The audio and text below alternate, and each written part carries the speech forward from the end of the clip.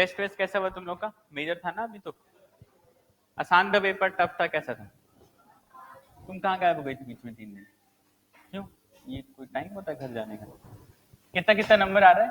600 के ऊपर है लोग? काफी लोग दिख रहे हैं 600 के ऊपर। ज्यादा आसान आ गया लग रहा है पेपर। कितना कितना है? 675। बहुत ही आसान आ गया क्या? सबके कितने नंबर है और बताओ? 630। और इधर कौन है 600 के ऊपर? कोई नहीं। और इधर 600 के ऊपर बताओ, पीछे बताओ।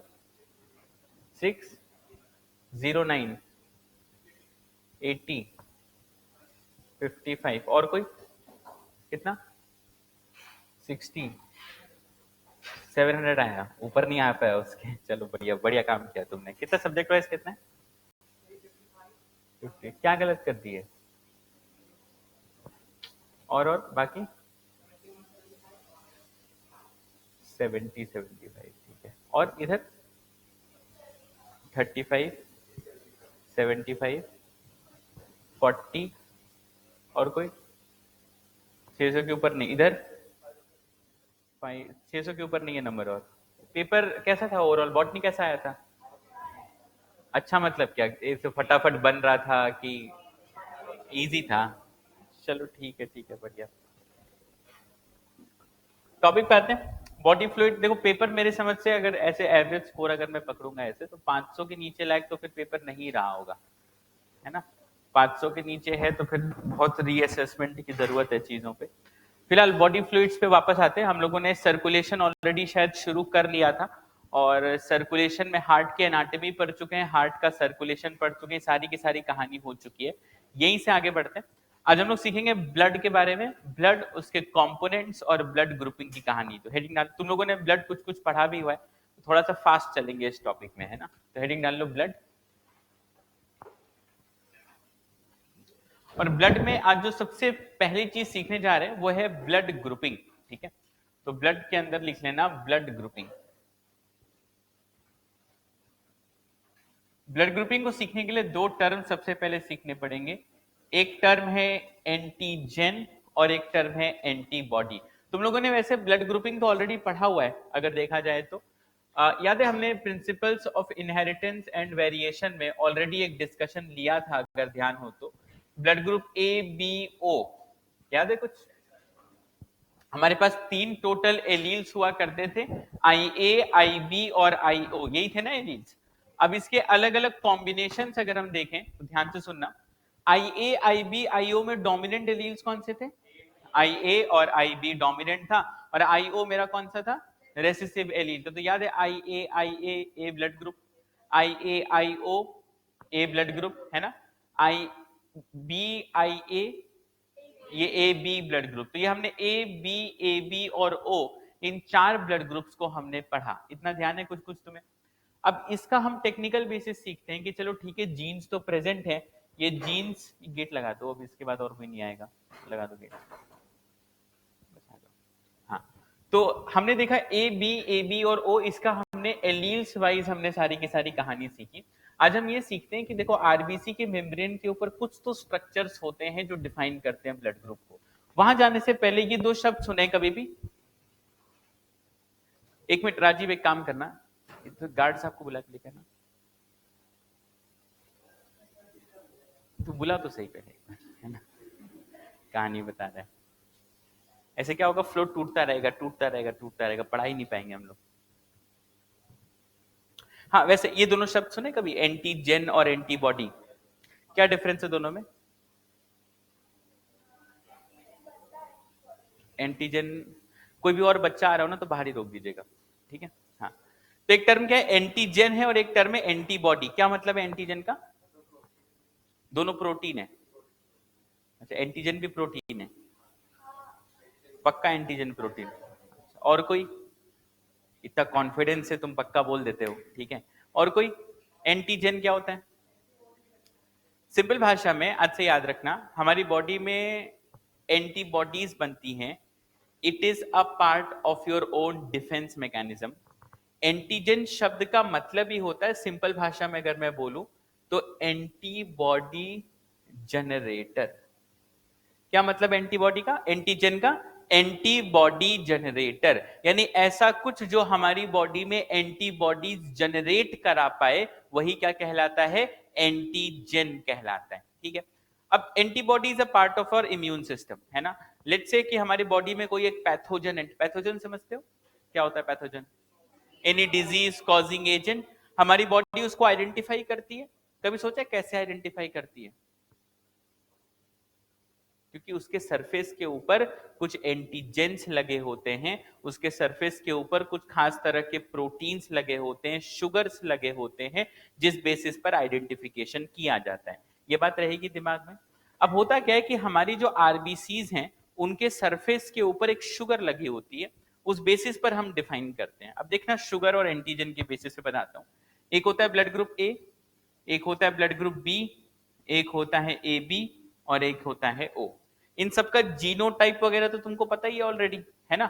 ये ए ब्लड ग्रुप का कितना जीनोटाइप होता है? कौन सा? आई ए और आई ओ। बी का कौन सा? आई बी और आई ओ। इसका आई बी और इसका आई ओ। ये कंडीशंस थी हमारे पास। अब ये तो मेरा जीनोटाइप बेसिस हुआ। दूसरा बेसिस है कि इनके पास कौन सा एंटीजन प्रेजेंट है, ये मेरा सेकंड बेसिस और डिस्कशन है। इसको ध्यान रखना, ठीक है। बाहर ही रोक लो थोड़ी देर, बार बार बार बार, ठीक है। अब एंटीजन का एक बार कंपैरिजन हम लोग देखते हैं, ठीक। मान लो कि किसी का ब्लड ग्रुप ए है, इसका मतलब कि उसका जो आरबीसी होगा, उसके सरफेस के ऊपर ए एंटीजन प्रेजेंट होगा। एंटीजन क्या है? शुगर है। समझ आई बात? क्या चीज है ये? शुगर है। और शुगर यहाँ पे होते हैं ओलिगोसैकेराइड्स। कुछ कुछ याद आ रहा है? ओलिगोसैकेराइड कहीं तो पढ़ा था। कहाँ पढ़ा था ओलिगोसैकेराइड? नहीं, बायोमोलिक्यूल से पहले और कहीं पढ़ा था। Cell the unit of life में जब हम लोग सेल के सरफेस के ऊपर के प्रोटीन्स और शुगर्स पढ़ रहे थे, तो वहां स्पेसिफिकली मैंने शुगर में ओलिगोसैकेराइड मार्क कराया था, और ये कहा था कि ये ओलिगोसैकेराइड सेल मार्कर्स की तरह काम करते हैं, जो मार्किंग करते हैं कि हाँ भाई ये सेल अपना है कि सेल कहीं और का है, सेल का आईडी कार्ड है। तो मान लो किसी के पास ब्लड ग्रुप ए है, तो उसके पास एंटीजन होता है ए। कौन सा एंटीजन? ए। तो अगर ए एंटीजन आरबीसी के ऊपर है तो ब्लड ग्रुप पड़ा ए। किसी का ब्लड ग्रुप बी है, इसका मतलब उसके पास एंटीजन है बी। किसी का ब्लड ग्रुप ए बी है, मतलब उसके पास एंटीजन ए बी है और एंटीजन बी भी है। किसी का ब्लड ग्रुप ओ है, इसका मतलब उसके पास कोई भी एंटीजन प्रेजेंट नहीं है। ये बात समझ आई क्या कहना चाह रहे हैं? अब लेट से कि मेरा अपना ही ब्लड ग्रुप अगर मैं बोलूं, तो ब्लड ग्रुप में दो कंपोनेंट होते हैं। मेरा ब्लड ग्रुप है ए नेगेटिव, ठीक है। तो मेरे पास यहाँ दो कंपोनेंट हैं। एक तो मेरे पास ये वाला फैक्टर है ए बी ओ, और दूसरा फैक्टर है ये माइनस। या तो ये माइनस हो सकता है या तो ये प्लस हो सकता है। तो ब्लड ग्रुपिंग डिफाइन करने के लिए दो सेट ऑफ एंटीजेंस होते हैं। एक जो ए बी और ओ डिफाइन करे, और एक इसको हम कहते हैं RH एंटीजन, ठीक है। RH का मतलब पता है? RH शब्द आता है रीसस मंकी से, ठीक है। तो ये हमने कुछ ब्लड ट्रांसफ्यूजन एक्सपेरिमेंट किए, इसलिए RH फैक्टर हमने डिफाइन किया। तो RH फैक्टर जिसके पास प्रेजेंट है, RH एंटीजन जिसके पास प्रेजेंट है, वो क्या होता है? RH पॉजिटिव होता है। और RH एंटीजन जिसके पास नहीं है, वो क्या होता है? RH नेगेटिव होता है, ठीक है। तो ये थोड़ी थोड़ी पिक्चर समझ आई। अच्छा, तो अगर कोई, एक बात नीचे और लिख देता हूं, कि अगर कोई पॉजिटिव है, इसका मतलब उसके पास RH एंटीजन है, और कोई नेगेटिव है, मतलब उसके पास कोई भी एंटीजन प्रेजेंट नहीं है। तो ये एंटीजन की कहानी हो गई। अब फॉर एग्जांपल मेरा ब्लड ग्रुप ए है, ठीक है। तो मेरे आरबीसी पे क्या होगा? A antigen. तो एंटीजन, क्या इस एंटीजन के खिलाफ मेरी बॉडी एंटीबॉडी बनाएगी? एक बार सोच के बताओ। ये तो वही बात हो गई, ये मेरा खुद का ब्लड है, मैं क्या अपने ही ब्लड को अटैक करूंगा? नहीं करूंगा ना। मैं अटैक किस ब्लड को करूंगा? जो मेरा खुद का नहीं होगा। अब मेरी बॉडी को तो पता है कि यार अपना जो ब्लड है, मेरा खुद का ब्लड है, उसके सरफेस के ऊपर क्या होना चाहिए? A antigen. तो मेरी बॉडी ए एंटीजन को देख के कभी भी रिएक्ट नहीं करेगी, बोलेगी यार ये तो अपना ही है। अगर अपने पे ही बॉडी रिएक्ट करने लगे, तब तो बीमारी हो जाएगी। एक बीमारी होती है जिसे कहते हैं ऑटो इम्यून डिसऑर्डर, सुना है? जब बॉडी खुद ही को अटैक करने लगती है, उसी को हम क्या कहते हैं? Auto immune disorder. और ये चीज हम देखेंगे आगे जाकर के, ठीक है। लेकिन फिलहाल के लिए इतना समझो कि अगर मेरे पास एंटीजन ए अवेलेबल है तो मेरी बॉडी कभी भी एंटीबॉडी ए नहीं बनाएगी। अगर बनाएगी तो क्या होगा, एंटीजन एंटीबॉडी दोनों मिल जाएंगे, मेरे खुद के आरबीसी को डिस्ट्रक्शन का काम चालू हो जाएगा, फिर जो इंसान है वो मर जाएगा, सीधी सी बात, ठीक है। अच्छा एक बात बताओ, मेरी बॉडी के पास एंटीजन ए है तो मेरे लिए फॉरेन एंटीजन कौन सा हुआ, बी। तो अगर मैं अपने अंदर सिरिंज से ए ब्लड ग्रुप डालता हूं तो मुझे कोई फर्क पड़ेगा, क्यों, क्योंकि मेरे पास खुद कौन सा एंटीजन है, ए एंटीजन, और सिरिंज में क्या था, ए एंटीजन, तो सेम सेम है तो कोई फर्क नहीं है। लेकिन अगर मैं अपने अंदर बी एंटीजन डालता हूं तो क्या होगा, मेरी बॉडी को लगेगा, मेरी बॉडी पहले चेक करेगी कि यार ये तो मेरा आरबीसी लग नहीं रहा, क्यों नहीं लग रहा, क्योंकि इसके सरफेस के ऊपर क्या प्रेजेंट होगा, बी एंटीजन। तो मेरी बॉडी तुरंत रिएक्ट करेगी और तुरंत क्या बनाएगी, एंटीबॉडी बी बनाएगी। बात समझ पा रहे हो। तो यानी कि जिसका ब्लड ग्रुप ए है वो, क्या वो ए एंटीबॉडी बना सकता है, ये कभी नहीं बना सकता। लेकिन क्या वो बी बना सकता है, बी वो बिल्कुल बना सकता है। बी क्यों बना सकता है, क्योंकि खुद के पास बी एंटीजन प्रेजेंट नहीं है। या देखो सिंपल सी बात, तुम किसी को एडवाइस देते हो, खुद सुधरे हुए हो तभी ना एडवाइस दे पाओगे। बात समझ में आ रही है, खुद ही डूबे हुए हैं, बर्बाद हुए पड़े हैं और सामने वाले को बता रहे हैं कि कैसे क्या करना चाहिए, है ना। ये तुम्हारे दोस्त ऐसे मिलेंगे, है ना, खुद कुछ नहीं पढ़ते हैं लेकिन सामने वाले को ज्ञान दे देंगे किस तरह तुम जीवन में ये कर सकते हो, वो कर सकते हो। लेकिन एडवाइस कब देनी चाहिए, कब देनी चाहिए, जब खुद को, जैसे मैं कभी किसी को नहीं बोलता सुबह उठा करो, मेरे से खुद नहीं हो पाता, है ना, पॉसिबल ही नहीं है टेक्निकली। तो एडवाइस वही देनी चाहिए जो खुद कर सको, है ना, सीधी सी बात। अब फंडा यहां पर भी वही है कि यार खुद के पास ए एंटीजन है, अगर ए एंटीबॉडी बना लिया तो खुद ही को तो मार लेगा, तो आराम से ये बी बना सकता है जब कोई एक्सटर्नल एजेंट आएगा तो। अब फॉर एग्जाम्पल यहां पर किसी का ब्लड ग्रुप बी है, इसके पास एंटीजन कौन सा होगा, बी एंटीजन। अगर ये एंटीबॉडी बी बनाएगा तो ये जिंदा रहेगा, अगर इसने एंटीबॉडी बना लिया तो खुद ही को खत्म कर लेगा। तो ये क्या करेगा पता है, ये एंटीबॉडी बी कभी नहीं बनाएगा, ये क्या बनाएगा, एंटीबॉडी ए बनाएगा। यहां तक बात समझे। अब किसी के पास दोनों ही एंटीजन है तो ये क्या बनाएगा, ये ना एंटीबॉडी ए बना सकता है और ना ही एंटीबॉडी बी बना सकता है, इस बात को क्लियर रखना। तो ये कोई सा भी एंटीबॉडी कभी नहीं बनाता। ओ ब्लड ग्रुप को देखो, इसके पास कोई भी एंटीजन प्रेजेंट नहीं है। तो अगर ये खुद ए एंटीबॉडी बनाता है तो इसको कोई फर्क पड़ेगा, कोई फर्क नहीं पड़ेगा, ये खुद के ऊपर अटैक थोड़ी हो रहा है बिल्कुल से। अगर ये बी एंटीबॉडी बनाएगा तो भी कोई फर्क नहीं पड़ेगा, तो ये ए भी बना सकता है और बी भी बना सकता है। ये बात समझ आई कि कौन से ब्लड में एंटीजन कौन सा और कौन सा एंटीबॉडी बनाया जा सकता है। क्लैरिटी है इस बात की पूरी पूरी, ठीक है। अच्छा अब ऐसे ही हम आरएच फैक्टर्स की बात करते हैं कि अगर कोई इंसान आरएच पॉजिटिव है तो क्या वो आरएच एंटीबॉडी बनाएगा। कोई इंसान आरएच पॉजिटिव है, इसका मतलब क्या, मान लो मेरा ब्लड ग्रुप ए पॉजिटिव होता तो मेरे पास कौन सा एंटीजन होता, आरएच एंटीजन होता और ए एंटीजन होता। जो एंटीजन मेरे पास है मैं वो एंटीबॉडी कभी नहीं बना सकता। समझ आ गई बात, जो भी एंटीजन मेरे पास है वो एंटीबॉडी में कभी भी नहीं बना सकता, इसको ध्यान रखना। तो अगर कोई आरएच पॉजिटिव है तो वो आरएच एंटीबॉडी नहीं बनाएगा, लेकिन कोई आरएच नेगेटिव है तो वो आरएच एंटीबॉडी जरूर बना सकता है। तो पहले तो ये हिसाब पता होना चाहिए कि कौन सा एंटीजन किस में होता है और कौन क्या एंटीबॉडी बना सकता है। ये बात क्लियर है सबको, ठीक है। एक बार इसको नोट डाउन करो फिर इसको और डिस्कस करते हैं। एक बार उसको कर रहा हूँ डिस्कस, अभी लिखो, अभी ब्लड ट्रांसफ्यूज करवाएंगे ना, अभी बहुत कुछ है इसमें। एक बार ये नोट कर लो पहले लेकिन।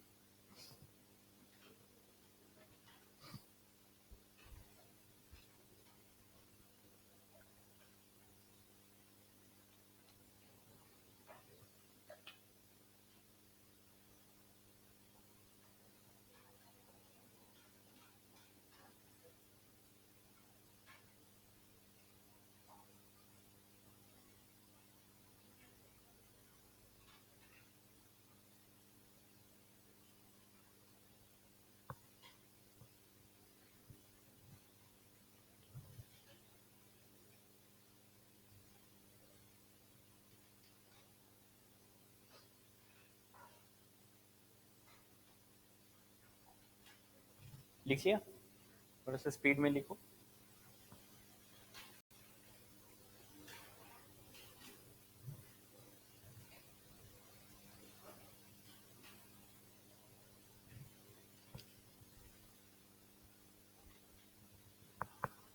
देखो एक सिंपल सा रूल बस इतना है कि जिसके पास जो एंटीजन होगा वो एंटीबॉडी कभी भी नहीं बनाएगा। बस इतना सा रूल है और कोई खास दिमाग इसमें नहीं लगाना, ठीक है। अब थोड़ा सा ब्लड ट्रांसफ्यूजन को सीखते हैं, ठीक है, कि एंटीबॉडी कब बनती है, जैसे तुमने पूछा, इसको भी एड्रेस करते हैं। कभी भी हमारी बॉडी को रिएक्ट करने के लिए हमेशा एंटीजेंस की जरूरत पड़ती है। फॉर एग्जाम्पल, मेरा ब्लड ग्रुप ए नेगेटिव है, इसका मतलब मेरे पास कौन सा एंटीजन प्रेजेंट है? बताओ तो कौन सा प्रेजेंट? ए प्रेजेंट है। आरएच का एंटीजन प्रेजेंट है क्या? आरएच एंटीजन नहीं है, सिर्फ कौन सा है? ए एंटीजन प्रेजेंट है ना। अगर मान लो मैंने कभी भी नया ब्लड अपने अंदर डाला ही नहीं, तो क्या मेरी बॉडी एंटीबॉडी बी बनाएगी? Antibodies are always created in response to something. ऐसा नहीं है कि बॉडी अपने आप बैठी है सोच रही है कि अच्छा एंटीबॉडी भी ऐसा दिखता होगा तो ऐसा एंटीबॉडी बना देते हैं। बॉडी नहीं करती। बॉडी तभी एंटीबॉडी बनाएगी जब उसको एक्सपोजर दोगे। फॉर एग्जाम्पल, तुमने वैक्सीनेशन का कॉन्सेप्ट कभी पढ़ा है जीवन में? क्या करते हैं वैक्सीनेशन? हम बॉडी को नेट प्रैक्टिस कराते हैं, है ना। हम बॉडी को वीकेंड पैथोजन देते हैं या तो हम बॉडी को एंटीजन देते हैं। जब हम बॉडी को एंटीजन देंगे तभी बॉडी एंटीबॉडी बनाएगी, याद रखना इस बात को। बॉडी कभी खुद अपने आप फ्रंट फुट पे आके नहीं खेलती। बॉडी को अटैक करोगे तब जाकर के वो क्या बनाएगी? एंटीबॉडी बनाएगी। आई बात समझ में? तो यानी कि वो इंसान जिसने कभी ब्लड ट्रांसफ्यूजन किया ही नहीं, उसके अंदर एंटीबॉडीज प्रेजेंट नहीं होंगे, इस बात को याद रखना। जैसे मेरा ब्लड ग्रुप ए है, तो मेरे पास कौन सी एंटीबॉडी हो सकती है? बी। ठीक है, मेरे पास कौन सी हो सकती है? बी। लेकिन क्या ये मेरे पास बचपन से, पैदा होने से प्रेजेंट होगी? नहीं। ये कब आएगी मेरे अंदर? जब मैं अपने अंदर कभी बी एंटीजन को डालूंगा तभी क्या बनेगा? बी एंटीबॉडी बनेगा। ये बात समझ में आ रही है सभी को? अब जरा ब्लड ट्रांसफ्यूजन देखते हैं। लेट से एक इंसान है जिसका ब्लड ग्रुप लेट से ए पॉजिटिव है, और एक इंसान है जिसका ब्लड ग्रुप लेट से ए नेगेटिव कर दे, लेट से ए नेगेटिव है लोग, है ना। अब यार मान लेते हैं यहां से यहां हम ब्लड ट्रांसफ्यूजन की बात करते हैं, समझते हैं कि ये पॉसिबल है कि ये पॉसिबल नहीं है। ये देखने का देखो बहुत सिंपल सा तरीका, ये जो मेरा ए पॉजिटिव इंसान है, मुझे बताओ इसके पास एंटीजन कौन सा होगा? ए होगा और आरएच होगा।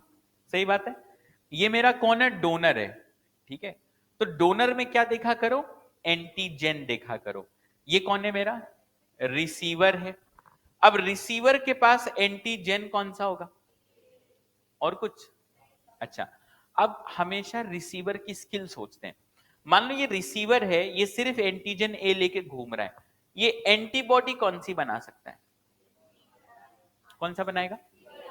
एंटीबॉडी वही बन सकती है जिसका एंटीजन खुद के पास ना हो। मतलब एडवाइस वही दे सकते हो जब खुद की आदत सही हो। वही कहानी यहां है कि अगर मैं एंटीजन ए है कह रहा हूं, तो ये क्या बना सकता है? एंटीबॉडी बी बना सकता है और एंटीबॉडी फॉर आरएच बना सकता है। सिंपल सा लॉजिक है यहाँ पर कि अगर मैं यहां पर ब्लड ट्रांसफ्यूजन करा रहा हूं तो एंटीजन ए यहां पर भी है और एंटीजन ए यहां पर भी, तो कोई समस्या नहीं। एंटीजन क्या हो गया? मैच कर गया। लेकिन ये कैसा है? आरएच पॉजिटिव है और ये क्या बना रहा है? अच्छा बताओ, ये जो रिसीवर है क्या इसके पास शुरू से ही आरएच के एंटीबॉडी होंगे? नहीं होंगे ना। रिसीवर के पास शुरू से आरएच के एंटीबॉडी बिल्कुल भी प्रेजेंट नहीं होंगे, इसको ध्यान रखना। लेकिन जैसे ही ए पॉजिटिव ब्लड ए नेगेटिव इंसान में इंसर्ट किया जाएगा, क्या मैचिंग हो पाएगी? नहीं हो पाएगी। क्यों? क्योंकि इसके पास आरएच का एंटीजन है और यहां पर आरएच का एंटीजन प्रेजेंट नहीं है। आई बात समझ में? तो ये ब्लड ट्रांसफ्यूजन सक्सेसफुल होगा? कभी नहीं हो सकता। समझ आ गई बात बिल्कुल से कि यहां पर चल क्या रहा है ना। अच्छा, ऐसे ही और ट्रांसफ्यूजन को देखते हैं हम लोग। लेट से एक इंसान है जिसका blood group A B positive है। किसी का है क्लास में ए बी पॉजिटिव वाला ब्लड? एक इंसान है, ठीक है। चलो देखते हैं इस ब्लड ग्रुप की टेंडेंसी देखते हैं। मुझे बस एक बार सोच के बताना, मैं अलग अलग कंडीशंस लिख रहा हूं।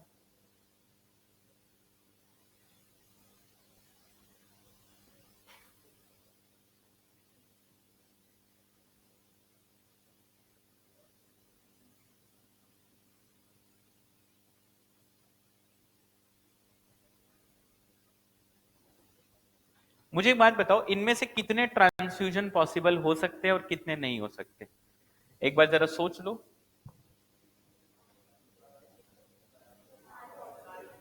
कौन सा? सारे हो सकते हैं? एक सेकंड रुक जाओ, थोड़ा एडिट कर देता हूं इसको।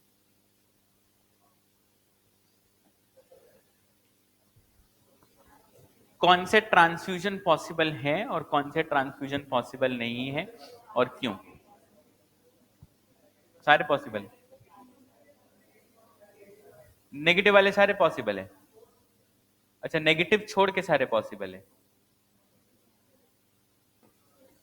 थोड़ा सोचो एक बार, कब कब खून दिया जा सकता है, कब कब नहीं दिया जा सकता? सोचना कैसे, एक दो चलो शुरू करते, सोचना के तरीका सीखते हैं हम लोग। सबसे पहले तो ये देखो, जो मेरा ए बी नेगेटिव है, इसके पास एंटीजन कौन सा एंटीजन है? ए है और बी है। इसका एंटीबॉडी अगर ये बनाएगा तो कौन सा बना सकता है? ए बना सकता है, बी बना सकता है, क्या बनाएगा? R H. ये बात समझ आई? अब यहां देखना, ये ए पॉजिटिव है, इसके पास एंटीजन ए भी है और एंटीजन आर एच भी। तो ए एंटीजन से तो कोई समस्या नहीं है, क्योंकि इसके पास भी ए एंटीजन, इसके पास एंटीजन मैचिंग करा लो। लेकिन क्या आर एच मैचिंग हो रहा है? तो ये ट्रांसफ्यूजन पॉसिबल नहीं है।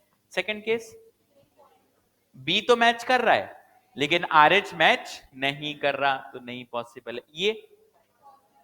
इसके पास ए एंटीजन है तो ए ए का मैचिंग हो गया, ये वाला माइनस है और ये वाला प्लस है, तो यार ये वाला पॉसिबल। यार एक बात जनरल कह सकता हूं क्या, अगर कोई इंसान आर एच पॉजिटिव है और एक इंसान आर एच नेगेटिव है, तो हम लोग क्या ये कह सकते हैं, आर एच नेगेटिव वाला पॉजिटिव को ब्लड दे सकता है लेकिन पॉजिटिव वाला नेगेटिव को ब्लड नहीं दे सकता। सही बात है गलत बात है? क्योंकि जिसके पास एंटीजन प्रेजेंट है वो कहीं से भी खून ले सकता है, लेकिन जिसके पास है ही नहीं, अगर वो आर एच पॉजिटिव ले लेगा तो वो तुरंत क्या बना देगा? एंटीबॉडी बना देगा, और सामने वाले के लिए क्या प्रॉब्लम क्रिएट हो जाएगी। ये बात समझ में आई? ये केस जरा नोट डाउन करो कि पॉजिटिव वाला नेगेटिव से ले सकता है लेकिन नेगेटिव को दे नहीं सकता।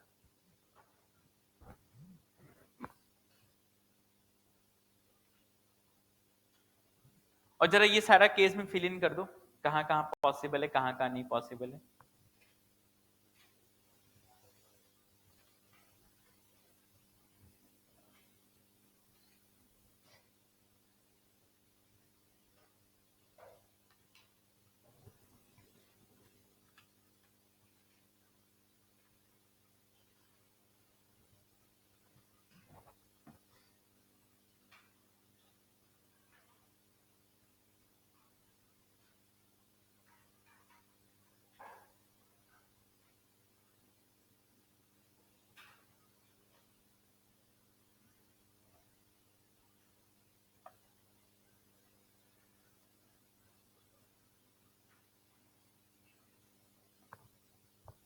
देख लिया कंडीशन? एक बार इस तरफ की भी कंडीशन बना लो।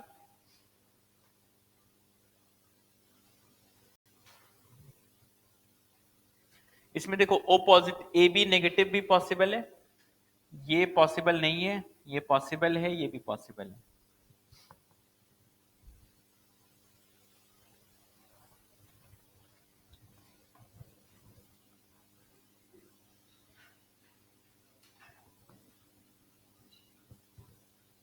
अच्छा, एक जनरल स्टेटमेंट दे रहा हूं, थोड़ा मुझे सोच के बताना है इसके बारे में। सब लोग एक मिनट सुन लो, एक मिनट पॉज कर लो, सुनो। क्या मैं कह सकता हूं कि वो इंसान जिसके पास सारे के सारे एंटीजेंस प्रेजेंट हैं वो किसी से भी ब्लड ले सकता है, ये इसको दूसरे तरीके से बोलूं, वो इंसान जो अपनी बॉडी में कोई भी एंटीबॉडी नहीं बनाएगा वो सबसे ब्लड ले सकता है। सही बात है ना? कि अगर कोई एंटीबॉडी ही ना बने, इसका मतलब बॉडी का रिएक्शन ही नहीं हो रहा, तो किसी से भी खून ले सकते हो, सीधी सी बात। अगर कोई भी एंटीबॉडी नहीं बन रही, इसका मतलब उसके पास कोई भी एंटीजन प्रेजेंट है कि नहीं है? सारे एंटीजन उसके पास प्रेजेंट है। बात समझ आई? एक पॉइंट लिखो स्टार करके कि universal acceptor is the one, universal acceptor is the one which has all the antigens, which has all the antigens। Bracket में लिख सकते हो it produces no antibody, it produces no anti.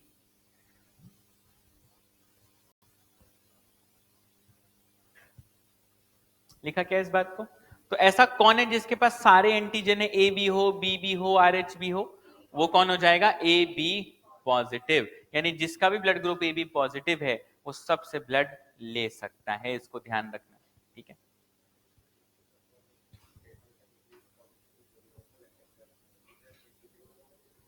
दोनों चल जाएगा।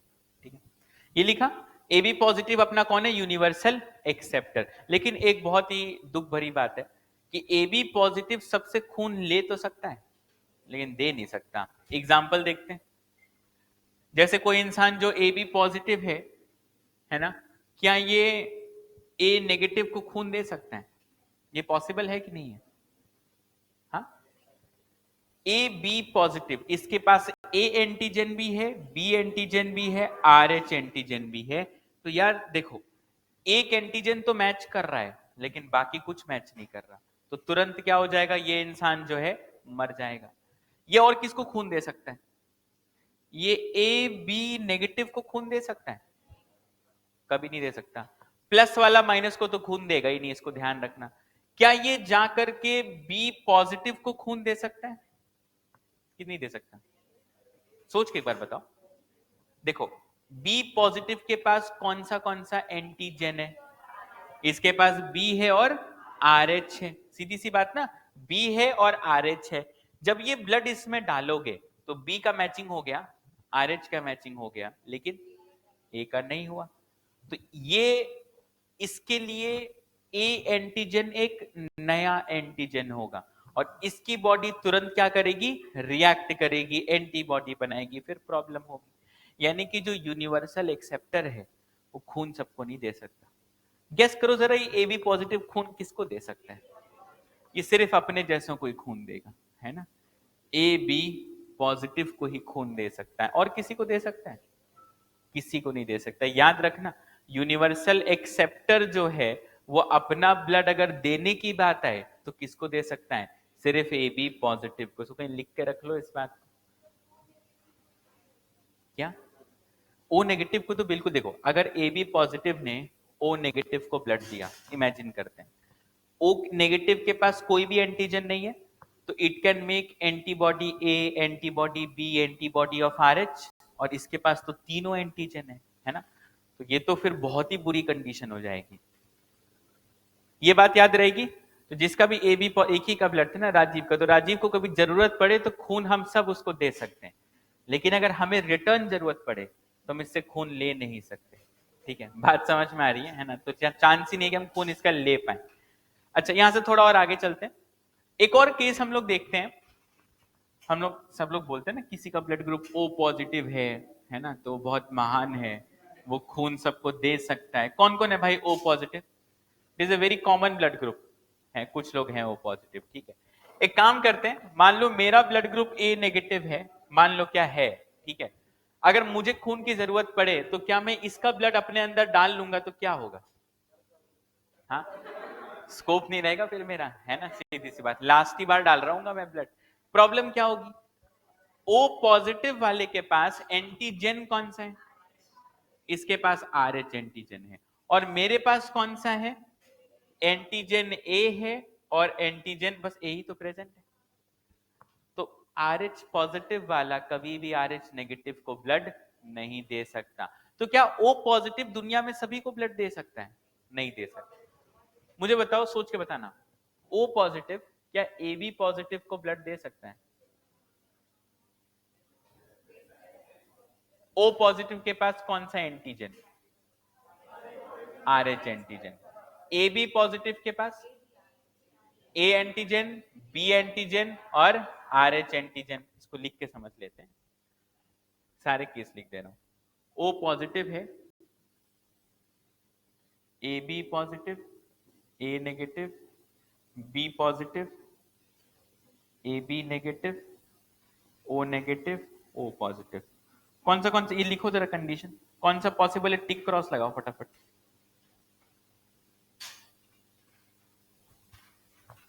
एक फॉरवर्ड रिएक्शन बना रहा हूं, एक बैकवर्ड बना रहा हूं, ठीक है। कौन सा ट्रांसफ्यूजन पॉसिबल होगा मुझे बताओ, टिक क्रॉस लगा लेना।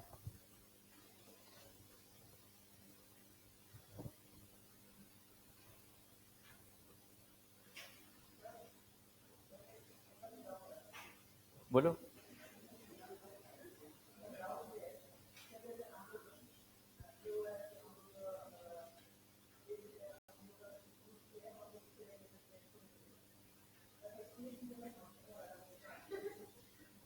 क्या कहना चाह रहे हो तुम? किस में रहता? मच्छर में? क्या सेंस है इसका मतलब? अरे मच्छर अपने मच्छर के ब्लड वेसल्स होते हैं। अच्छा, अगर मच्छर आर्थ्रोपोडा ना होता, है ना, तो बढ़िया हाइपोथेसिस है, वेरी नाइस। ठीक है, अभी फिलहाल ये लिखो और ट्रांसफ्यूजन बताओ, ठीक है। वो मच्छर इस खून को अपने गट में लेता है, वेसल्स है ही नहीं उसके पास, है ना।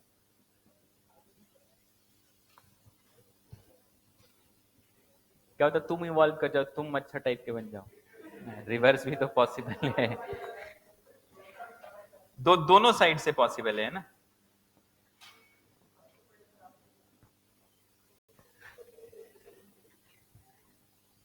बताओ भाई, कौन सा पॉसिबल है, बनाया कुछ मैथ्स इसमें? सोच लो, आराम से सोच लो।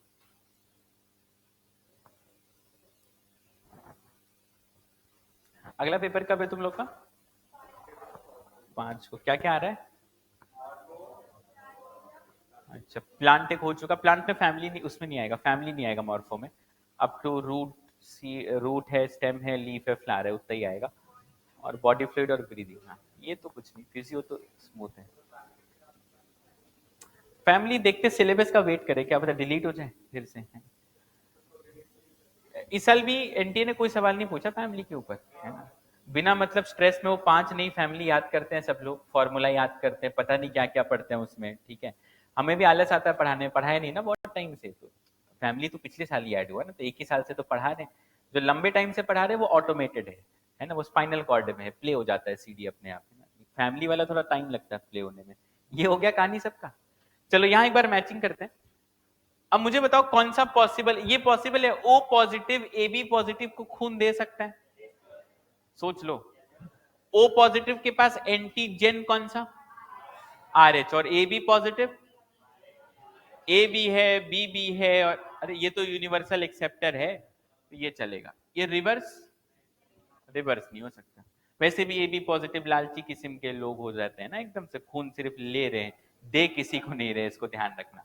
ये क्या सिनेरियो है? पॉजिटिव क्या नेगेटिव को दे सकता है? ये तो कभी नहीं हो सकता। अच्छा, ए नेगेटिव ओ पॉजिटिव को होगा कि नहीं होगा? दे सकता है। ऐसे ही लोग जो होता है ना, हॉस्पिटल्स में केस सुनते हो, गलत खून चढ़ाने की वजह से पेशेंट की हुई मौत, है ना, यही लोग हैं वो, ठीक है। अगर हम ऐसे ब्लड ट्रांसफ्यूज करेंगे तो इसके पास कौन सा एंटीजन है? ए एंटीजन, और इसके पास नहीं है, सीधी सी बात। तो अगर रिटर्न दोगे तो मर जाएगा पेशेंट, याद रखना है इस बात को, ठीक है। सिंपल सा मैथ्स देखो, ये ओ पॉजिटिव है, ये कौन सा एंटीबॉडी बना सकता है?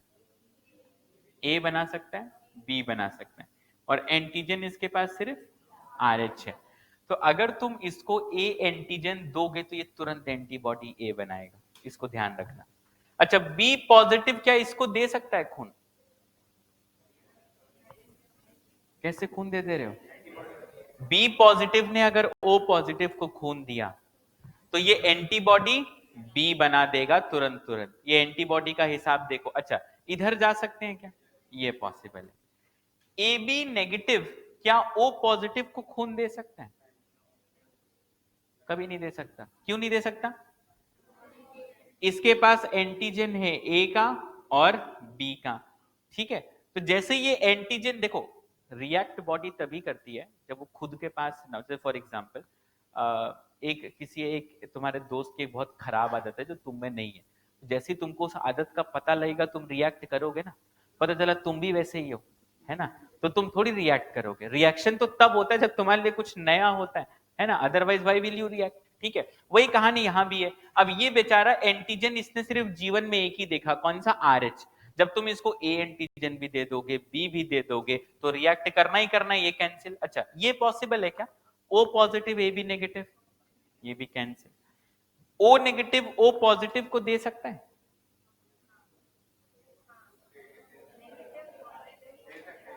सोच लो, बिल्कुल दे सकता है ना यार। ओ नेगेटिव है, इसके पास कोई भी एंटीजन प्रेजेंट नहीं है, तो जब एंटीजन ही नहीं तो कोई रिएक्शन ही नहीं, कोई रिएक्शन ही नहीं तो बहुत आराम से ब्लड को ट्रांसफ्यूज कर दो। लेकिन रिवर्स इज नॉट पॉसिबल, ध्यान रखना। ये पॉसिबल, सेम सेम क्यों लिखा हूं मैं, चलो ठीक है। ये कहानी समझ में ही चल के आ रहा है, ब्लड ट्रांसफ्यूजन, इसको नोट डाउन कर लेना बहुत ढंग से। और इससे कंक्लूजन भी हम लोग लिखते हैं, इंपॉर्टेंट पॉइंट लिखते हैं।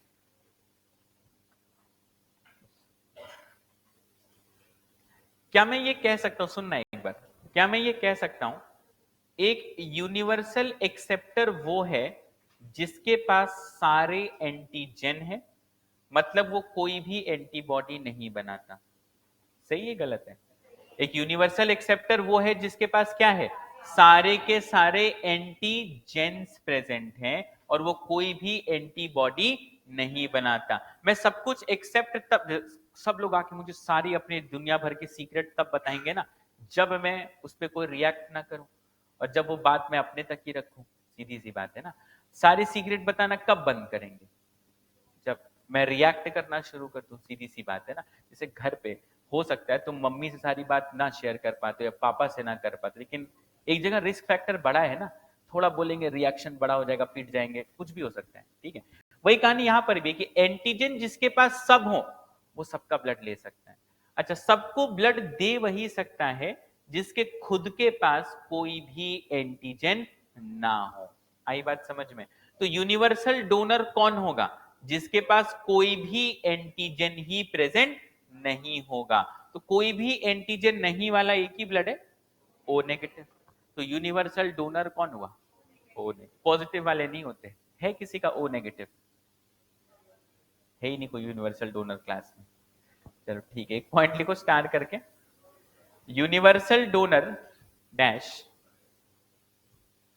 कौन होगा, universal donor dash O negative, bracket में लिख लेना, इट हैज नो एंटीजेंस। कोई एंटीजन नहीं होने का क्या फायदा है, कि जिसकी भी बॉडी में वो जाएगा कोई रिएक्शन कॉज ही नहीं करेगा। ठीक है, तो बिना एंटीजन के होने की वजह से इट बिकम्स यूनिवर्सल डोनर। तो यूनिवर्सल एक्सेप्टर सीख लियो, यूनिवर्सल डोनर सीख लियो। एक्सेप्टर कौन हो गया अपना, ए बी पॉजिटिव, और डोनर कौन हो गया, ओ नेगेटिव। इसको भूलना मत गलती से भी, ये दिमाग में रहना चाहिए सभी के। ठीक है, अच्छा अब यहां से थोड़ा सा और आगे चलते हैं। एक केस है, एक स्पेशल कंडीशन है, उस कंडीशन का नाम है एराइथ्रोब्लास्टोसिस फीटैलिस। ये हेडिंग लिख लो पहले तो, एराइथ्रोब्लास्टोसिस फीटैलिस।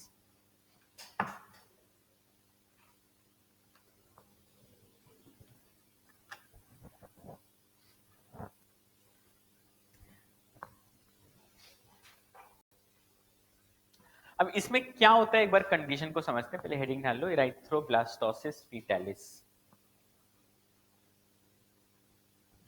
अब इसमें क्या करना है वो देखो पहले। ठीक है, सबका ध्यान यहाँ सामने। फॉर एग्जाम्पल, अच्छा एक बात बताओ, हमने जेनेटिक्स में भी ये चीज सीखी थी कि RH पॉजिटिव और RH नेगेटिव में यहाँ डिफरेंस भी है। एक बार एनसीईआरटीज निकालना, बुक में तुम्हें एक पॉइंट मिलेगा कि ये ए और बी एंटीजन जो है शुगर्स के कारण है। कहीं शुगर वुगर ये दिख रहा है क्या, किताब में खोज के निकालो पहले, कि because of different sugars on the RBC surface. मिला क्या, शुगर मिला कुछ, कौन से पेज पे, 195 पे चेक करो, कहीं शुगर मिल रहा है? ऐसा कुछ नहीं, sugars on the RBC surface नहीं है, लिख के रख लो, अगर नहीं है तो पता नहीं कहीं पर होना चाहिए किताब में। दो फैक्ट बता रहा हूं, आरबीसी में जो ए बी पढ़ते हो it is because of the sugar and R H is because of the protein, ठीक है। A B is because of क्या, sugar, and R H is because of protein, कहीं लिख लो इसको।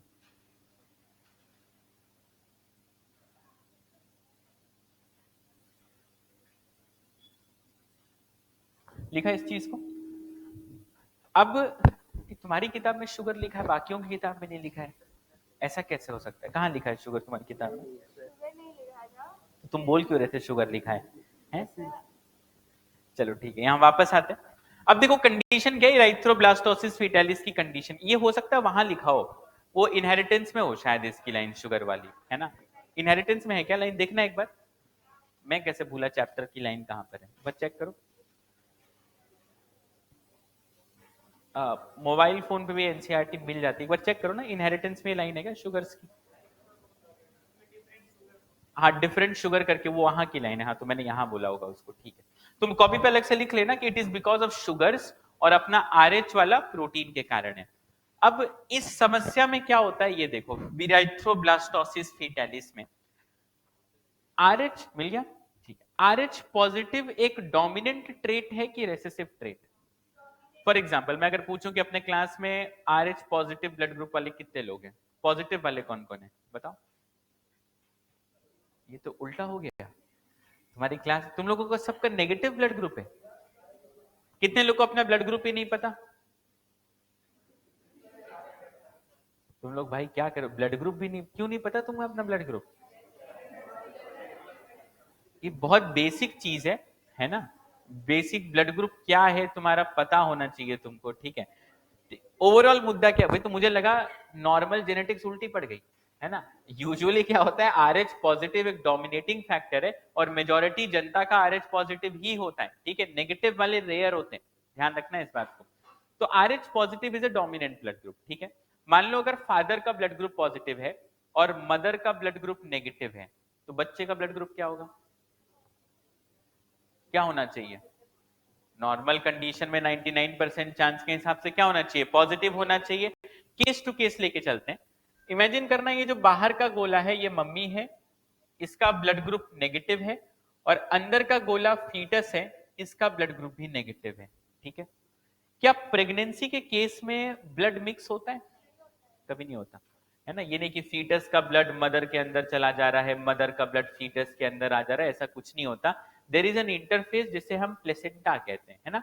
तो मैं थोड़े दिन पहले हम लोग वहां डिस्कस कर रहे थे, बॉडी फ्लूइड सर्कुलेशन में ही हमने पढ़ा था ना फीटल सर्कुलेशन, अगर याद हो तो फीटल सर्कुलेशन में हमने एक स्ट्रक्चर पढ़ा था प्लेसेंटा, भूल गए हो तुम लोग थोड़ा थोड़ा क्या कहना चाह रहा हूँ।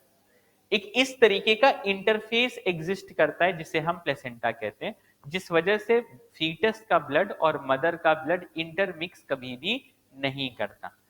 तो पहली प्रेगनेंसी में कभी भी कोई भी समस्या नहीं आती, लेकिन आगे जाके क्या होगा वो समझते हैं। पहली बार मतलब मान लो पार्टुरेशन हुआ, बच्चा डिलीवर हुआ, उस टाइम तो ब्लड इंटरमिक्स कर सकता है, अम्बिलिकल कॉर्ड हटा रहे हैं अपना, प्लेसेंटा भी फट रहा है, टिश्यू है ना, तो उस केस में क्या होता है, ब्लड थोड़ा सा इंटरमिक्स होता है।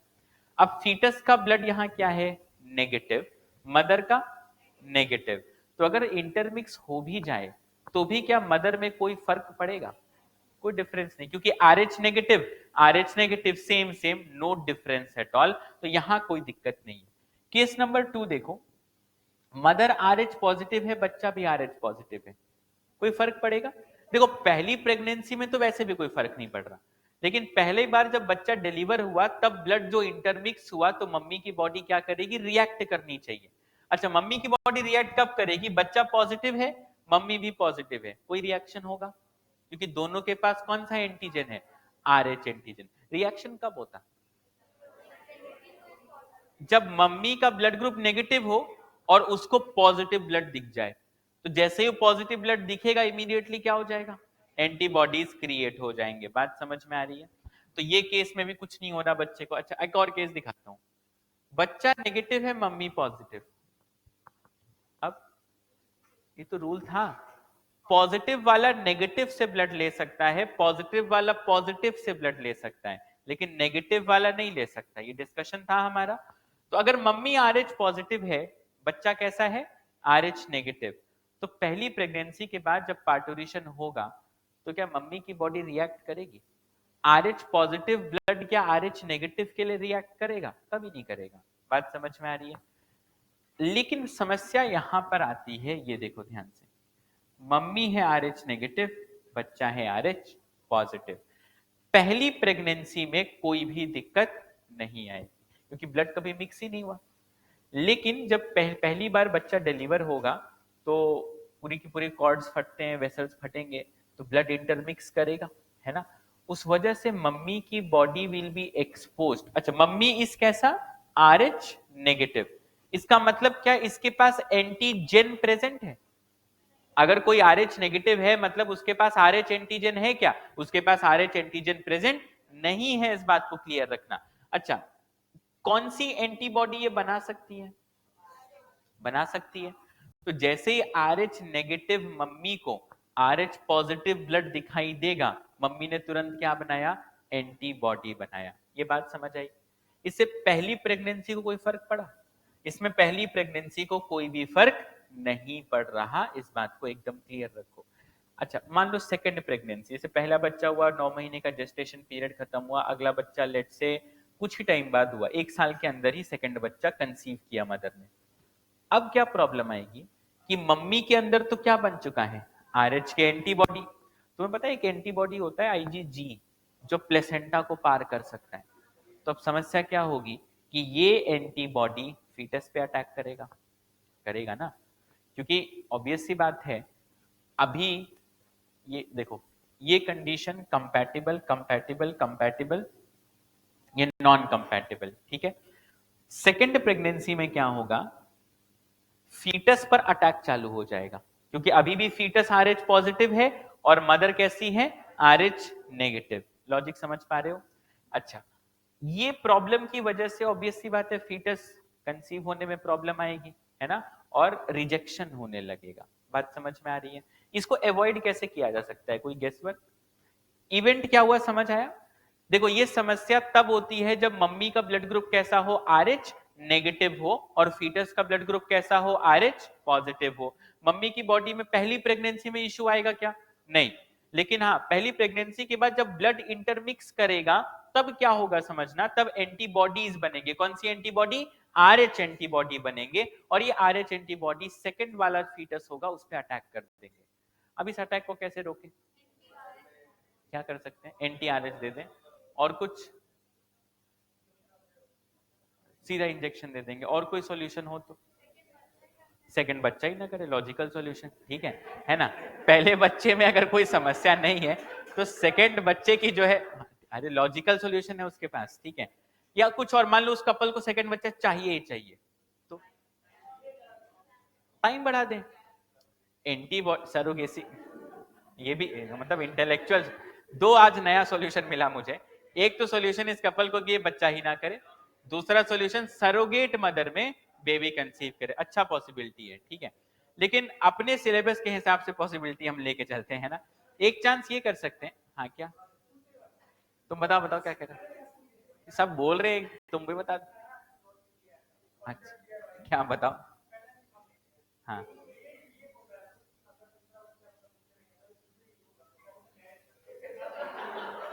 ये भी एक पॉसिबिलिटी है ना, कि समस्या तो बच्चे के पॉजिटिव होने की है। अगर बच्चा ही RH नेगेटिव हो, यानी कि अगर फादर डिफरेंट हो, है ना, प्रेगनेंस मतलब शादी और एक कर ले, है ना, ये मैंने आज तक नहीं डिस्कस किया, इतने टाइम से मैं पढ़ा रहा हूँ, है ना, तुम लोग अलग ही सॉल्यूशन दिए हो, ठीक है। तो क्लास में हमने 3 नए सॉल्यूशन निकाले कि दूसरा बच्चा ये मदर का कैसा सेफ एंड साउंड रह सकता है। एक तो तरीका ये है कि वो बच्चा उस मदर में ही ना हो, सरोगेसी से वो बच्चा पाला जाए, ठीक है, इसका सॉल्यूशन था, है ना। अगर एक और चांस ये हो सकता है कि उसने एक डाइवोर्स हो गया और उसने एक नई शादी करी, और अब शादी करते वक्त उसने पापा का ब्लड ग्रुप चेक किया और वो पाया कि वो father should be RH negative, तब जाकर के अगले बच्चे में कोई दिक्कत नहीं आएगी। लेकिन मान लो डिवोर्स भी नहीं हो रहा है, सरोगेट मदर भी नहीं मिली, तो क्या कर सकते हैं, प्रेगनेंसी का गैप बढ़ा सकते हैं।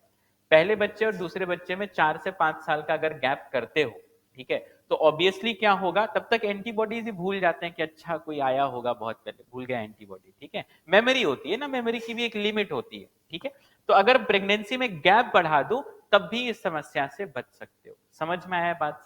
अच्छा, एक तरीका और कि मान लो गैप भी नहीं बढ़ाना है ना, सरोगेसी भी नहीं करना है और उसके बाद डिवोर्स भी नहीं देना है, तो इन सारी सिचुएशंस में क्या कर सकते हैं कि इंजेक्शन आता है, उसको कहते हैं रोगम। क्या कहते हैं? रोगम। रोगम नाम ना पता हो तो भी चलेगा, लेकिन हाँ, व्हाट इज इट ये पता रखो, it is a immunosuppressant. Suppress करना मतलब शांत करा देना। वो हमारे इम्यून सिस्टम को समझाता है कि ये फीटस अपना ही है, इस पे एंटीबॉडी बना बना के इसको खत्म मत करो, शांत कराता है। लेकिन कोई भी इंसान जो इम्यूनोसप्रेसेंट ड्रग्स लेता है उसको और भी समस्याएं हो सकती हैं। क्या हो सकता है? जैसे फॉर एग्जांपल एड्स। एड्स कोई जनरल बीमारी थोड़ी है। एड्स में क्या होता है, तुम्हारा इम्यून सिस्टम बस चुप बैठ साइड हो जाता है ना। इससे क्या प्रॉब्लम आती है?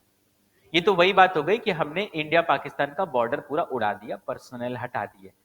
अब हम तो कुछ नहीं कर रहे, लेकिन हमारे पे अटैक होगा तो हमारा लाइन ऑफ डिफेंस ही खत्म है ना।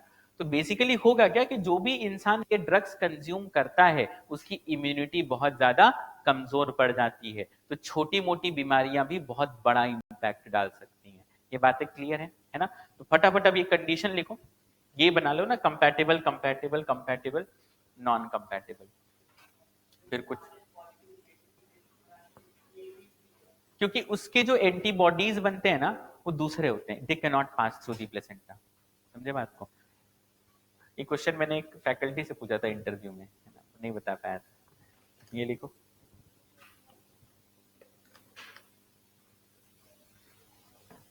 एंटीबॉडीज पढ़ोगे, सुनोगे अलग अलग टाइप के एंटीबॉडीज होते हैं, पढ़ा होगा GAMDE, है ना, तो पढ़ेंगे उसको आगे जाके। गम दे ऑर्डर है, in the order of decreasing abundance, GAMDE ऐसे ही कुछ है। गम दे है, हाँ ऐसे ही कुछ है। क्या? अब मुझे तो गम दे का ही सीक्वेंस याद है, एक बार परसेंटेज दोबारा देख लेंगे, ठीक है।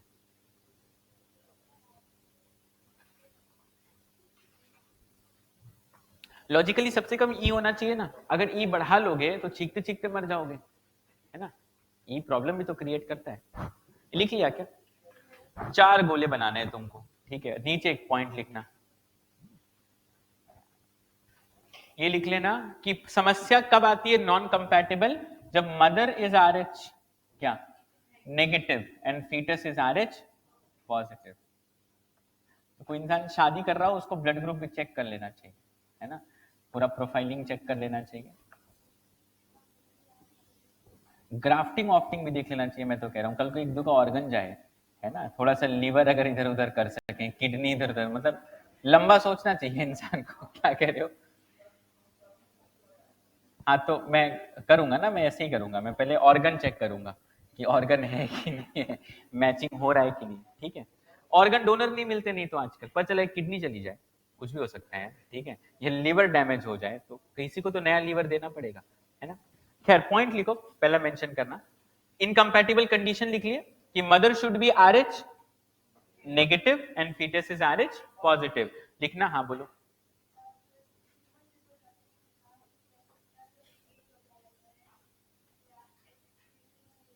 हाँ, किसके थ्रू? ब्लड वेसल्स है ना,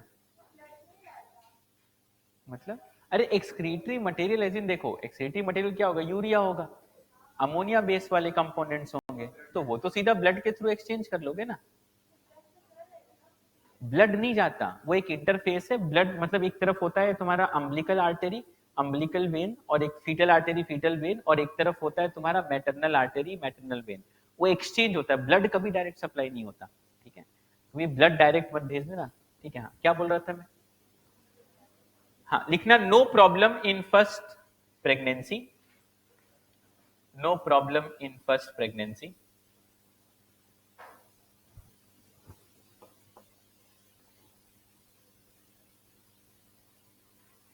फिर डैश के लिखना इश्यूज फ्रॉम सेकेंड। इसके पॉसिबल सॉल्यूशंस लिख लो। How to fix this problem? पहला सॉल्यूशन क्या लिख सकते हो? लिखो लिखो, वो मत लिखना जो हम डिस्कस कर रहे थे। पहला लिखो, use of immunosuppressant, use of immunosuppressant.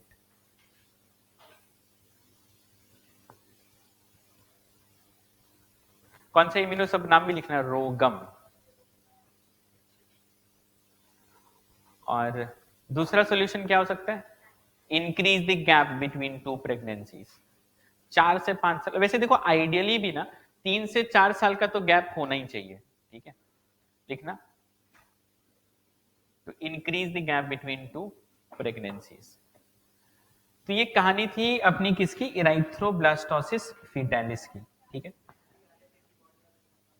क्या एंटी आरएच एंटीबॉडी, यही तो रोगम है ना? क्या कह रहे हो? एंटी आरएच, अरे वो हम इम्यूनोसप्रेसेंट दे रहे, क्या लाइन है? बैकग्राउंड बताओ, पूरा आगे पीछे बताओ।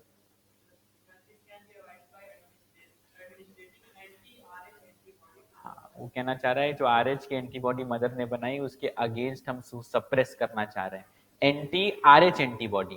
कि आरएच एंटीबॉडी के खिलाफ कुछ तुम उसको दे रहे हो जो आरएच एंटीबॉडी को सप्रेस कर रही है। बुक सीधा कहाँ लिखती है कोई चीज, है ना? यहां तक डन है। तो इराइथ्रोब्लास्टोसिस फीटालिस भी हमने करा दिया। अब हम ब्लड और उसके कंपोनेंट्स को पढ़ेंगे। हेडिंग डाल लेना, कंपोनेंट्स ऑफ ब्लड। पढ़ लिया तुम लोगों ने कंपोनेंट्स ऑफ ब्लड? चलो चलो, तो फिर ठीक है, फिर डिस्कस तो एक बार मैं कर ही लेता हूँ, है ना? सब तुमको आता ही है तो तुम ही डिस्कस करते चलना। सबसे पहले देखो, किसी ने कभी क्या बोलते, ब्लड टेस्ट स्कूल में किया है? खुद से किया ब्लड टेस्ट? नहीं किया? ये था एक्सपेरिमेंट 10th क्लास में, नहीं किया? जाने देते हम लोग, ठीक है। यहाँ देखो ध्यान से, कभी भी तुम ब्लड टेस्ट को देते हो, यहाँ सुनना आप ध्यान से, ठीक, कुछ जरूरी कॉन्सेप्ट डेवलप करते हैं। कभी तुम ब्लड टेस्ट को देते हो, वो करता क्या है? वो तुमने तुम्हारा ब्लड कलेक्ट किया, उस ब्लड को लेते हैं एक सेंट्रीफ्यूज में डालते हैं। जब कभी भी तुम ब्लड को लेकर के सेंट्रीफ्यूज में डालोगे तो ब्लड में इस तरीके से 3 लेयर्स बनेंगे। 3 लेयर हमारे सिलेबस में नहीं है, हमें अपने काम लायक पढ़ना है। हमको इतना जानना है कि देखो इस तरीके से 2 कंपोनेंट में स्प्लिट करते हैं हम लोग। ये जो ऊपर जाके तैर रहा है इसको कहते हैं प्लाज्मा, ठीक है। और ये जो नीचे का इतना पार्ट है इसका एक नाम है जिसे हम कहते हैं फॉर्म्ड एलिमेंट के नाम से हम लोग जानते हैं, ठीक है। इस फॉर्म्ड एलिमेंट में क्या आता है? इराइथ्रोसाइट्स, ल्यूकोसाइट्स और थ्रोम्बोसाइट्स। ये 3 कंपोनेंट किस में आते हैं? फॉर्म्ड एलिमेंट में। और ये जो ऊपर वाला कंपोनेंट है ये क्या है? तुम्हारा प्लाज्मा पड़ा हुआ है। ब्लड का 55% क्या है? तुम्हारा प्लाज्मा, इसको ध्यान रखना। तो कंपोनेंट्स ऑफ ब्लड के अंदर सबसे पहला पॉइंट ये लिखना, composed of plasma and formed elements. Composed of plasma and formed elements. अब फॉर्म्ड एलिमेंट में क्या आएगा वो लिख लो ब्रैकेट में।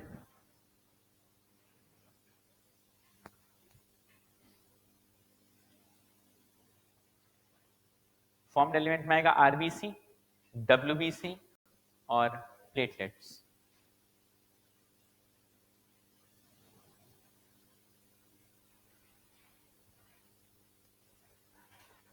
लिखा इतना, ठीक है। इसके बाद एक काम करते हैं, बट थोड़ा प्लाज्मा का बैकग्राउंड ले लेते हैं। कुछ फैक्ट्स हैं वो बताता हूँ, कुछ परसेंटेजेस हैं वो बताता हूँ। पता है तो बहुत अच्छी बात है, लेकिन लिख जरूर लेना। सब पता बताओ, क्या क्या पता प्लाज्मा के बारे में? और सॉलिड में क्या क्या आता है? आयन सिर्फ आता है। प्रोटीन्स कौन से? फिब्रिनोजन। फिर भी पॉइंट्स लिखो एक बार, लिखना प्लाज्मा लिखो। प्लाज्मा के बारे में सबसे पहला पॉइंट ये सीखो कि प्लाज्मा का जो कलर है वो कैसा होता है? Pale yellow colour. पहला पॉइंट लिखना, प्लाज्मा के अंदर लिखो कलर है पेल येलो कलर। एक रेंज है कि देखो ब्लड का 55% प्लाज्मा है और खुद प्लाज्मा में 90 से 92% पानी है। ठीक है, 90 to 92% पानी है। बचा हुआ पार्ट मेरा क्या है? Solid part. तो बचा हुआ पार्ट कितना हो गया मेरा? 8 से 10% हो गया सॉलिड पार्ट। और इस 8 से 10% सॉलिड पार्ट में अराउंड 7% प्रोटीन्स होते हैं। ये लिख लेना पॉइंट। 8 से 10% जो सॉलिड है उसमें 7% मेरा प्रोटीन है। अब प्रोटीन 3 तरह के, एल्बुमिन, ग्लोबुलिन और फिब्रिनोजेन। लिखो एल्बुमिन, ग्लोबुलिन और फिब्रिनोजेन।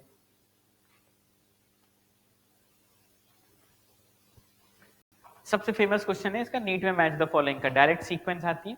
अगर मैं एल्बुमिन की बात करता हूं, एल्बुमिन का फंक्शन पता है? एल्बुमिन हमारे बॉडी में ऑस्मोटिक बैलेंस, पानी का लेवल्स वगैरह मेंटेन करने में हेल्प करता है। तो एल्बुमिन पे लिख लेना ऑस्मोटिक बैलेंस। तुमने पढ़ा हुआ तो थोड़ा सा स्पीड में काम करो। एल्बुमिन हो गया ऑस्मोटिक बैलेंस। फिब्रिनोजेन कितना हो जाएगा, क्या करेगा? ये ब्लड क्लॉटिंग कराएगा। और ग्लोबुलिन तुम्हारा डिफेंस का काम कराएगा।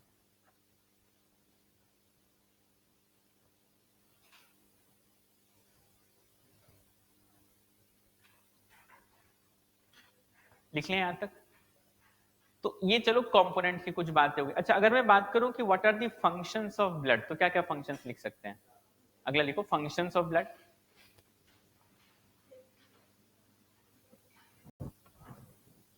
एक second.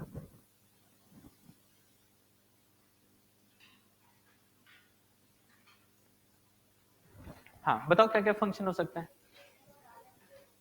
Exchange of gases, transport of gases, transport of nutrients, transport of excretory material. लिखो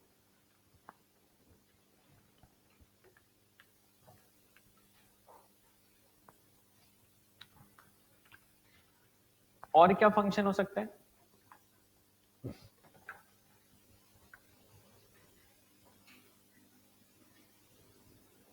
डिफेंस कैसे? हाँ, डब्ल्यूबीसी को ट्रांसपोर्ट करके डिफेंस, दूसरा फंक्शन लिख लो डिफेंस। जितना फंक्शन बोलोगे उतना लिखाएंगे, ठीक है? लिख लो, है ना? ब्लड का एक कंपोनेंट है, क्लॉटिंग कर रहा है। कोर नहीं है, कोर फंक्शन नहीं है। मतलब कोर में और चले तो और क्या कर सकता है ब्लड? और कोई फंक्शन? दो कोर फंक्शन और बता रहा हूं। ब्लड तुम्हारा रेगुलेशन ऑफ टेम्परेचर में भी हेल्प करता है। जो हम होम्योथर्मी की बात करते हैं ना, we are able to maintain a constant internal environment. ठीक है, homeothermy is specific for temperature, stasis एक ब्रॉड टर्म है। ठीक है, तो अगला पॉइंट लिखना, रेगुलेशन ऑफ टेम्परेचर। एक पॉइंट है, अभी मतलब जस्ट बता रहा हूं, ठीक है? देखो बहुत ही प्यारा मैकेनिज्म है, लिखना नहीं है, लेकिन क्या है समझो। जब भी अपने को कूलिंग करनी होती है ना, इस सीक्वेंस को समझना, ठीक है? बहुत मेजर फिजियोलॉजी का पॉइंट है, फर्स्ट ईयर में पढ़ोगे जाके। जब भी कूलिंग करनी होती है तो blood vessels in the dermis dilate and dissipate the excess heat. Dermis समझते हैं, स्किन, है ना? तो जो ब्लड, जब भी अपने को कूलिंग चाहिए तो डायलेशन समझ, तो फैल जाते हैं ब्लड वेसल, है ना? ब्रॉड हो जाते हैं। तो ब्रॉड होंगे कब? जब कूलिंग करानी हो। और जब बॉडी को हीट कंजर्व करनी हो ना, तो डर्मल ब्लड वेसल्स क्या करते हैं? कंस्ट्रिक्ट करते हैं। और जो तुम्हारा वार्म ब्लड है, it is shunted to deeper blood vessel. जैसे रेलवे ट्रैक नहीं चेंज होती, एक ट्रेन जा रही है, मल्टीपल ट्रैक्स हैं, इसको इधर घुमा दो, इधर घुमा दो, हमारा ब्लड भी शंट किया जाता है। मान लो अपने को हीट बचानी है, ठंड का मौसम चल रहा है, ठीक है? तो अगर हम ऊपर ऊपर ही सारा ब्लड फ्लो कराएंगे तो हीट एक्सचेंज होने का चांस ज्यादा है। तो हम पता है क्या करते हैं, हम ऊपर वाली ब्लड वेसल की पाइप में से एक वो निकाल देते हैं। जैसे मान लो ये डक्ट जा रही है, ये सरफेस के पास था, ठीक है? तो हम क्या करेंगे, हम इसमें से एक रास्ता ऐसे निकालेंगे और नीचे वाली ब्लड वेसल में सबको ट्रांसफर कर देंगे। इससे क्या फायदा होगा? शंटिंग कहते हैं इसको। शंट सुना है तुमने? शंट नहीं सुना कभी? फिजिक्स में नहीं आया कभी ये वर्ड, है ना? तो शंटिंग कर दिया ऐसे इनके, जैसे इलेक्ट्रिक करंट को भी तुम शंट कर सकते हो ना। ऊपर के वायर से अपन ने एक वायर डाल दिया, यहाँ से निकल के जा रहा है, सीधी सी बात। वही काम हमारे ब्लड भी कर, हमारा ब्लड वेसल्स भी करते हैं। तो क्या कर रहे हैं ये? Regulation of body temperature. एक और काम करता है, रेगुलेशन ऑफ पीएच। अगला लिख लो, रेगुलेशन ऑफ पीएच। कितना पीएच है ब्लड का? 7.4। लिखो रेगुलेशन ऑफ पीएच।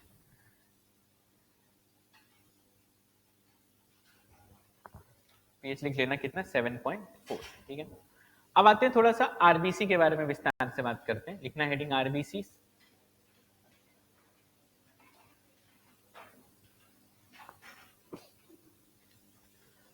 अच्छा, आरबीसी के बारे में जरूरी मुद्दे सुनना बहुत ध्यान से। आरबीसी क्या न्यूक्लिएटेड होता है कि ई न्यूक्लिएटेड? दोनों हो सकता है।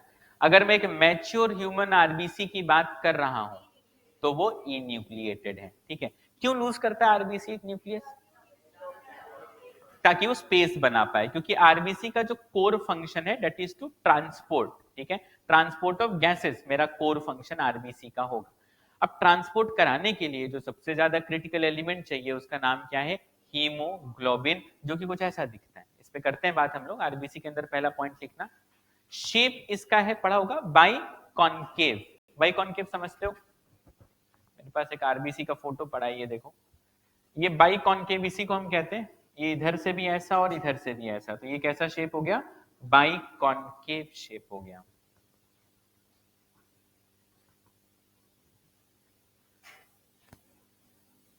क्या आरबीसी के पास ऑर्गेनेल्स होती हैं?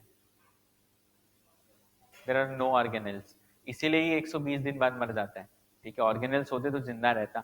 अगला पॉइंट लिखना, नो ऑर्गेनेल्स। इनफैक्ट इसके पास माइटोकॉन्ड्रिया भी नहीं होता, ठीक। वैसे नो ऑर्गेनेल से समझ में आ रहा है, बट अलग से लिख लो, नो माइटोकॉन्ड्रिया। तो इससे एक चीज इंपॉर्टेंट सीखने को मिलती है। हम लोग फ्यूचर, अभी देखो, लेकिन इस चैप्टर में ये सवाल बन सकता है। हम लोग फ्यूचर में एक चैप्टर पढ़ेंगे रेस्पिरेशन, उसमें हम कुछ नाम पढ़ेंगे जैसे glycolysis, Krebs cycle, link reaction, electron transport system. तो कल को कोई तुमसे पूछे कि क्या आरबीसी के पास क्रेब्स साइकिल के एंजाइम होते हैं क्या, तो नहीं होते, क्योंकि क्रेब्स साइकिल एक ऐसा इवेंट है, तुमको सेल बायोलॉजी में भी एक ओवरव्यू दिया ही होगा कि Krebs cycle is an event जो कि मेरा माइटोकॉन्ड्रियल मैट्रिक्स में प्रेजेंट होने वाला इवेंट है। ध्यान रखना इस बात को। तो क्या आरबीसी के पास क्रेब्स साइकिल के एंजाइम होते हैं क्या? नहीं होते। क्वेश्चन होगा कहीं ना कहीं तुम्हारे पास, इसको मेंशन कर, टेस्ट में भी आ गया था कैसे, ठीक है, अभी लिख लो, वैसे आना नहीं चाहिए था वो, यहां लिखो। अगला पॉइंट लिखना, enzymes for Krebs cycle absent, enzymes for Krebs cycle absent, लेकिन ग्लाइकोलिसिस के एंजाइम्स प्रेजेंट होते हैं। ग्लाइकोलिसिस के एंजाइम्स प्रेजेंट होते हैं। अच्छा, क्या दुनिया के हर ऑर्गेनिज्म का आरबीसी मैच्योर वाला ई न्यूक्लिएटेड होता है? मेंढक में पढ़ा होगा कैसा आरबीसी है, ये ध्यान रखना, ठीक है। अगर ये भूलते नहीं हो तो फिर मत लिखना, अगर भूल जाते हो तो फिर लिख सकते हो कि न्यूक्लिएटेड आरबीसी किसके पास है? मेंढक के पास, ठीक है। क्या दुनिया का हर आरबीसी बाई कॉनकेव ही होता है? It can be by convex also. तो अगला एक पॉइंट लिखना, बाई कॉन्वेक्स आरबीसी ऊंट में होता है, लिखना by convex RBC dash in camel.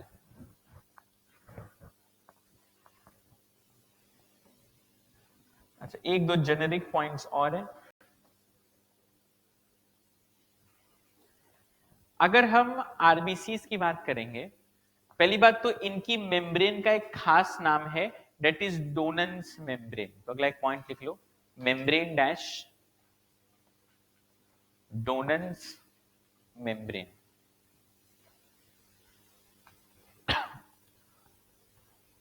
और ये जो अपना आरबीसी है की मेम्ब्रेन है, it is highly permeable to two things. एक का नाम है Cl माइनस और एक का नाम है HCO3 माइनस। ये नोट डाउन कर लो कि it is highly permeable to, किसी को पता है इसका कारण? इसको ब्रीदिंग एक्सचेंज में पढ़ोगे, ब्लड की ही डेप्थ में हम लोग पढ़ते हैं transport of gases, then will be talking about this कि क्लोराइड शिफ्ट होता है, बाइकार्बोनेट शिफ्ट होता है, तब हम सीखेंगे।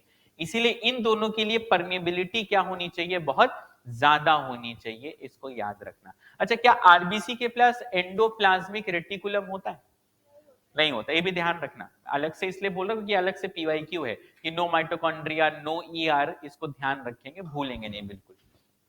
फिर आते हैं हम लोग इसके सबसे ज्यादा क्रिटिकल पॉइंट के ऊपर। अच्छा, इसको लिखा नहीं रहा हूं, लेकिन एआर का एक बार एक सवाल आया था कि आरबीसी के पास न्यूक्लियस नहीं होने से क्या फायदा? तो इट विल हेल्प इट किस चीज में? In efficient transport of gases. ये सही रीजन होगा इसका, याद रखना। RBC lacks nuclei as it helps in efficient transport of gases. Clear है बात? अगला जो मेरा कंपोनेंट है वो कुछ ऐसा दिखता है, इसके अंदर प्रेजेंट है हीमोग्लोबिन। अब हीमोग्लोबिन में मेरे पास दो कंपोनेंट है, एक काम है मेरा हीम का और एक है मेरा क्या, ग्लोबिन का। पढ़ा होगा तुमने कि ये जो हीमोग्लोबिन एक क्वाटरनरी स्ट्रक्चर ऑफ प्रोटीन्स के अंदर इसको पढ़ा होगा। तो अगला एक पॉइंट लिखो हीमोग्लोबिन।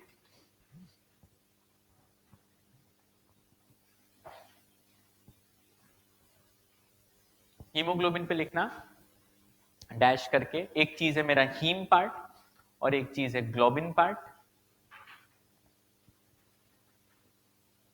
इसमें लिखना हीम और ग्लोबिन।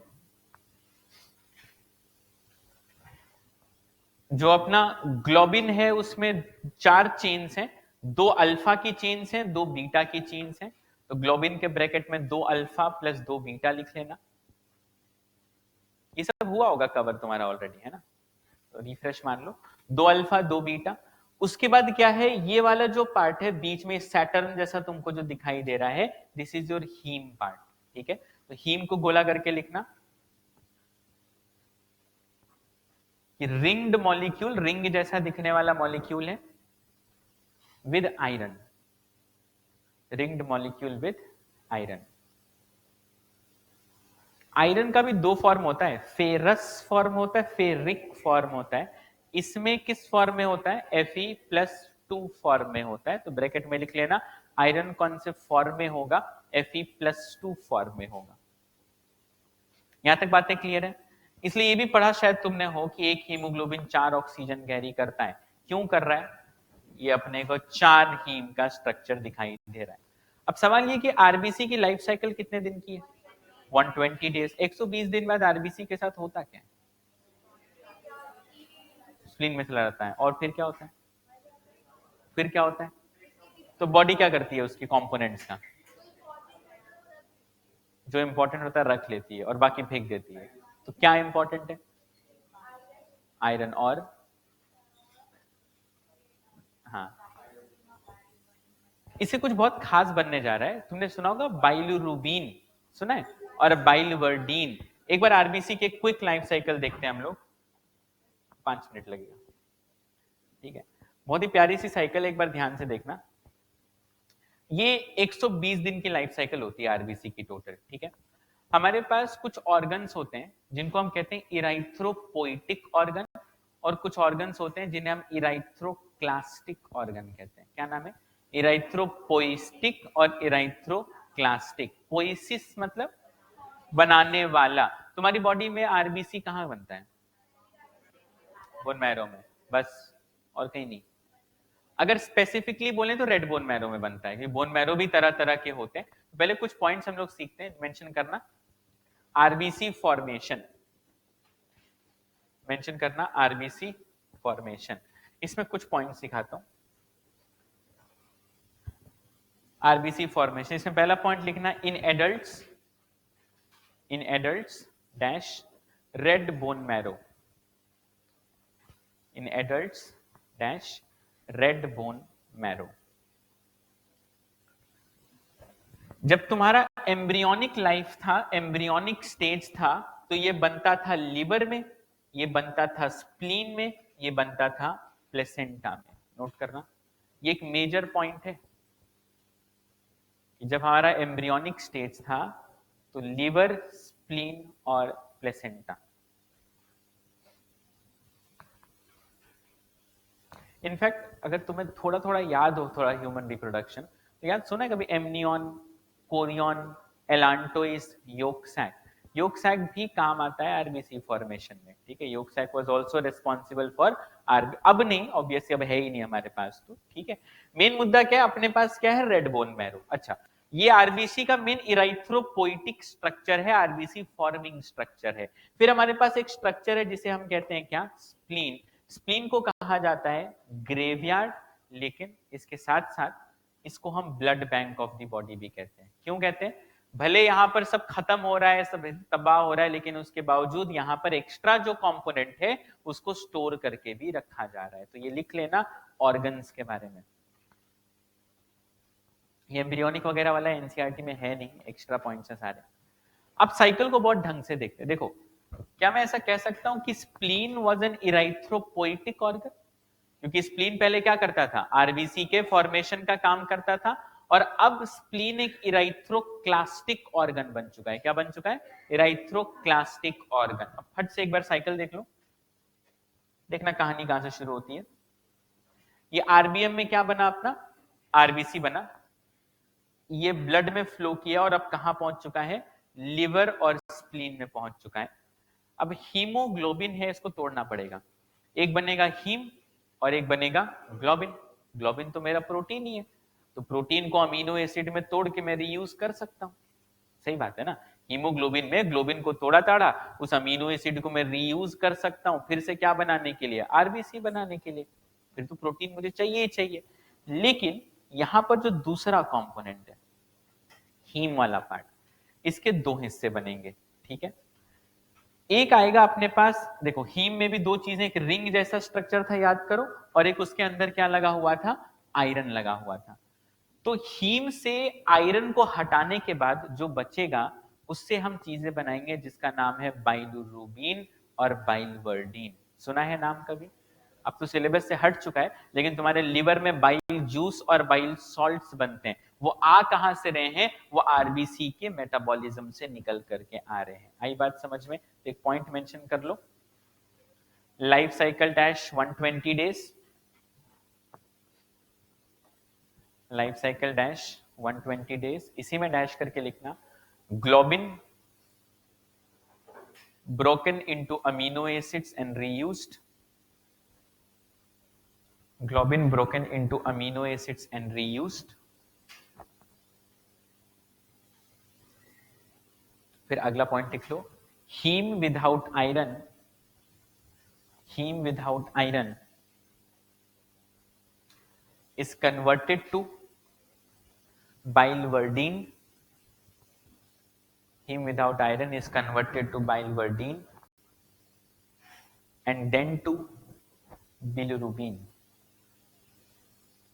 पहले बाइलवर्डिन बनाओगे, फिर क्या बनाओगे, बिलिरुबिन बनाओगे, तो अल्टीमेट प्रोडक्ट क्या हुआ मेरा, बिलिरुबिन। इसको याद रखना।